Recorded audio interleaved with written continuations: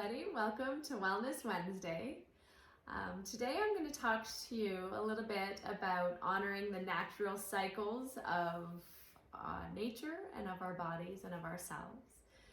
So particularly at this time in the world that we're all experiencing, we're in a cycle maybe of a little bit of retreating, going inward, reflection rather than expansion and going outwards. So this is a really exciting time. It's a great time for personal growth and also focusing on yourself, redefining who you are, what you want, focusing on your goals and looking at how you can achieve those goals and setting some systems in place, some patterns, some routines to help you get there. One of the questions I was asked is, why do women take their moon cycle or ladies' holiday off when they're having their menstruation, their monthly period? And most of you know this already, I think, but this is a time for women when energy can be a bit lower. You might feel a little bit depleted. And so it's advised that you rest, especially if you're doing a full 6-day-a-week practice. This is a nice time to take a break. For me personally, when I first started practicing and I was just practicing primary series, I never rested and I didn't feel like I needed the rest, and I was also very young. But as I started practicing intermediate series or advanced series, I really felt more like I needed the rest and that my body wasn't as stable. They've done also some studies with athletes, female athletes, and they found that there's a hormonal correlation to times when women get the most injuries, and these are right around your monthly cycles. So for me, I always like to say to women, it's totally up to you. You have to do what feels right for your body, what feels right for your mind. It's nice to be able to take a step back and just give yourself permission to rest and relax and not have so many demands on yourself. But also, if you do want to practice, please just be mindful while you're practicing and maybe don't practice in a very intense way. Practice in a way that's a little bit softer and more gentle. The other thing is, in India, this is a time when women traditionally rest, so it does come from this sort of traditional viewpoint that during this period in the month for women, they're to not engage in any work. So it comes from this cultural perspective as well.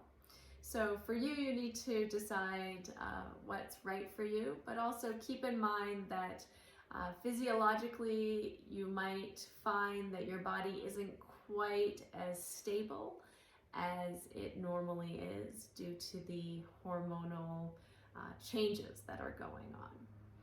As well, I wanted to also mention that if you have fever, this is a time to take rest. So again, it was always recommended in the practice not to do the Ashtanga practice when you have the fever.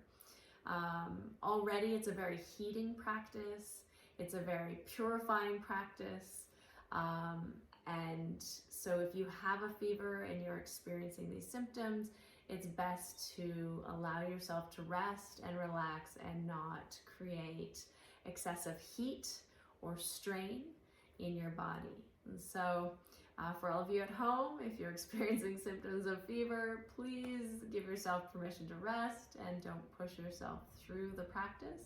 And also observe yourself when you're practicing. If you feel like you're increasing the heat too much, this might be a time to have a little bit of a more softer type of practice rather than a really energetic heating practice. And especially as we're going through our weeks here and our days practicing the Ashtanga sequence, we might need to also give ourselves permission to practice in a more gentle way and go inward a little bit more, maybe spend a little bit more time breathing and in contemplation.